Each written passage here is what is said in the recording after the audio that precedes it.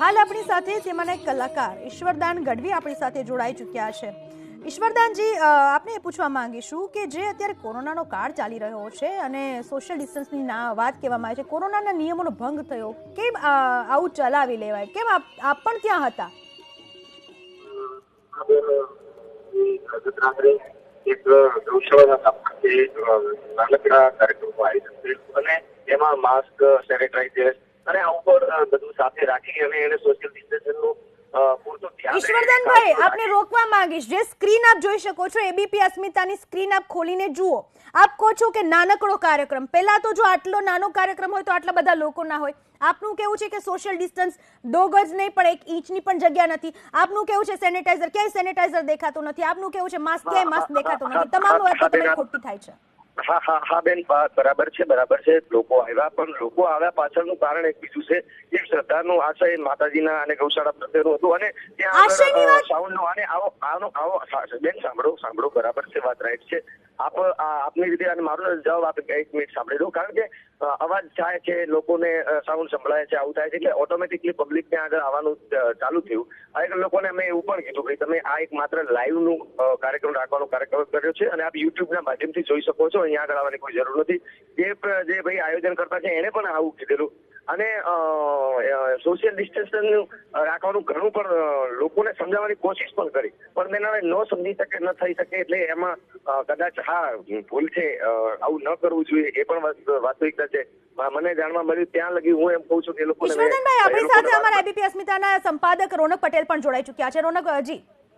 ઈશ્વરદાનભાઈ, આપની વાત કોઈ કેવી રીતે માની શકે? આખો પંડાલ બનાવેલો છે, સ્ટેજ ઉપર કેટલી ભીડ છે, આપનું કાર્ય સારું હોઈ શકે, તમામ ડાયરાઓ પૂરી આસ્થા સાથે પૂરી સંસ્કૃતિને આગળ વધારવાના પ્રયાસથી થાય છે, સારા મકસદથી થાય છે, તમામ વાત માની લીધી, પણ આપે જે વાત કરી કે યુટ્યુબ ઉપર થવાનું, તો અહીંયા જે આખું આયોજન છે સ્પષ્ટ દેખાય છે કે ભીડ એકઠી કરવાનું જ હતું અને આપ હજુ પણ બચાવ કરી રહ્યા છો।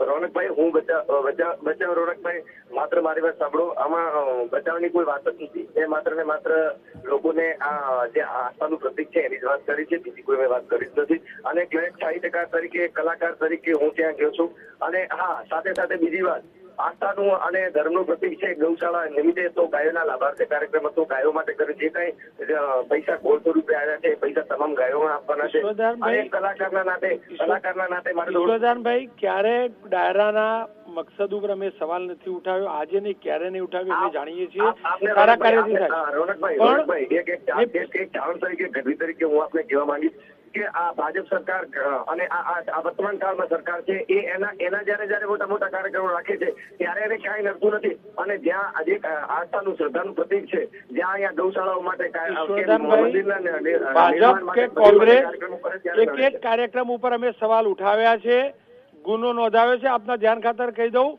પૂર્વ મંત્રી તાપીમાં એમની સામે અમારા પ્રયાસથી ગુનો નોંધાયેલો, અમે અહેવાલ રજૂ કરેલો, એટલે સવાલ નથી ઉઠવાનો, સવાલ નથી। હમણાં આ સમયમાં ધાનેરાની અંદર સીએમ રૂપાણી સાહેબે કાર્યક્રમ કરેલો, વેસ્ટ બંગાળમાં અમિત શાહે કાર્યક્રમ કરેલો, સીએમ રૂપાણી સાહેબ કાર્યક્રમ થયેલો, કેમ નથી આગળ લાવતું? રૂપાણી સાહેબ જે કાર્યક્રમ થયેલો એના વિઝ્યુઅલ અમે પ્રસારિત કરેલા, એમાં એ સોશિયલ ડિસ્ટન્સિંગના નિયમનું પાલન કરેલું। એ કાર્યક્રમ 1 કલાક પૂરતો હોય, 2 ખુરશી વચ્ચેનું અંતર રાખવામાં આવતું હતું। જ્યાં નથી રાખ્યું, શાસક પક્ષે કે વિપક્ષે, અમે દ્રશ્યો પ્રસારિત કર્યા છે, પણ આપ ચારણ છો, આપ ગઢવી છો, તમામ આખા સમાજની પૂરી ઇજ્જત અને પૂરી પ્રતિષ્ઠા છે, કારણ કે તમે સમાજમાં જાગૃતતા લાવી છે। હું એટલે જ તમારી જોડે વિશેષ અપેક્ષા રાખું છું। આપ નેતા નથી, આપ લોકોએ સમાજને જાગૃત કર્યો છે, આપણી સંસ્કૃતિને આગળ વધારી છે, એટલે જ તમારી જોડે વધુ અપેક્ષા રાખું છું કે તમારી એક ફરજ હતી કહેવાની। સાચી વાત છે, 100% આપની સાચી વાત છે। આપે પણ આ કોરોના મહામારીની અંદર આપે પણ ન્યૂઝ ચેનલ વાળાઓ પણ એક યોદ્ધાઓનું કાર્ય કર્યું છે સાહેબ, એમને સેલ્યુટ વંદન કરું છું, એમને પણ કરું છું, પોલીસ કર્મીઓને પણ કરું છું, આરોગ્ય કર્મીઓને કરું છું, પણ હા, ક્યાંક ભૂલ તો થઈ છે 100%, હું એ પણ સ્વીકારું છું। આપ કલાકાર છો, આપને વાસ્તવિકતા કદાચ ખબર નહીં હોય, અમે જેટલા નામ છપાયા એમાંથી 50% લોકોને પૂછ્યું, એમાં ડીવાયએસપી પણ આવી ગયા અને ધારાસભ્યો પણ આવી ગયા, એમના નામ એમને ખબર નહોતી છાપ્યા હતા। ઇન્ટેન્શન તો જુઓ તમે।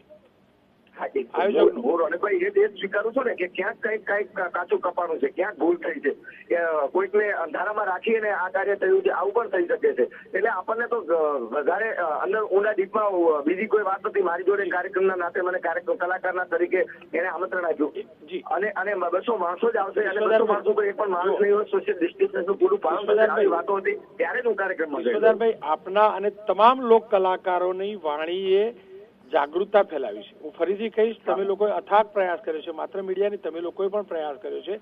અમે તો અત્યારે કર્યું છે, તમે પહેલેથી સંસ્કૃતિનું જતન કરવા માટે પ્રયાસ કરી રહ્યા છો.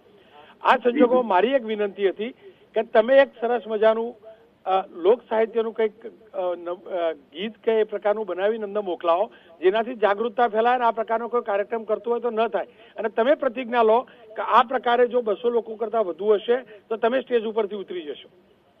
સાહેબ 100% આજેથી આપણે જે કહ્યું વાત હું શિરોમાન્ય રાખું છું, માનું છું અને પ્રયાસ કરીશ કે મારા શબ્દો કાગળમાં કંડારી અને આપ સુધી હું પહોંચતા કરીશ, ક્યાંક લોકોની જાગૃતતા આવે એ રીતે. અને આવી બીજી પ્રતિજ્ઞા લઈ લો કે જો સોશિયલ ડિસ્ટન્સના નિયમોનું સત્યાનાશ થયો હશે તો તમે સ્ટેજ ઉપરથી ઉતરી જશો, માતાજીને વંદન કરીને ઉતરી જશો.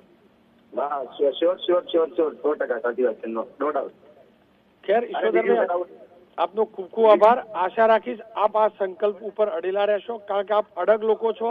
જ્યારે પણ તમને આ પ્રકારના નિયમનો ભંગ થતો જણાશે તો મહેરબાની કરીને આપ બે હાથ જોડીને ઉતરી જજો, પોલીસને ફોન કરજો કે આ ખોટું થઈ રહ્યું છે. આપનો ખૂબ ખૂબ આભાર ઈશ્વરદાનભાઈ. પૂનમ, ચોક્કસથી રોનક, આભાર આપનો પણ તમામ વાત બદલ, તમામ માહિતી બદલ. તો જે સોશિયલ ડિસ્ટન્સના ધજગરા ઉડ્યા હતા, ડીવાયએસપીથી માંડીને આયોજકથી માંડીને જે પણ લોકો કાર્યક્રમમાં હાજર હતા, જે પણ લોકોએ કાર્યક્રમમાં ભાગ લીધો હતો, આ તમામ લોકો સાથે આપણી ચેનલ એબીપી અસ્મિતાએ સંપર્ક સાધવાનો પ્રયાસ કર્યો, તેમની સાથે વાત કરવાની પ્રયાસ કર્યો.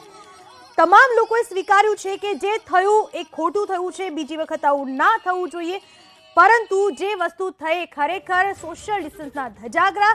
ઈશ્વરદાન ગઢવીનું છે એવું કહેવું છે કે અચાનક જનતા આવી એટલે ભીડ વધી ગઈ. લોકગાયક ઈશ્વરદાને એબીપી અસ્મિતા પર પ્રતિજ્ઞા લીધી છે. તેમનું કહેવું છે કે જ્યાં પણ વધારે ભીડ હશે ઈશ્વરદાન ગઢવી કાર્યક્રમ નહીં કરે, માતાજીને વંદન કરીને સ્ટેજ પરથી નીચે ઉતરી જશે. આ પ્રકારની પ્રતિજ્ઞા પણ તેમણે લીધી છે.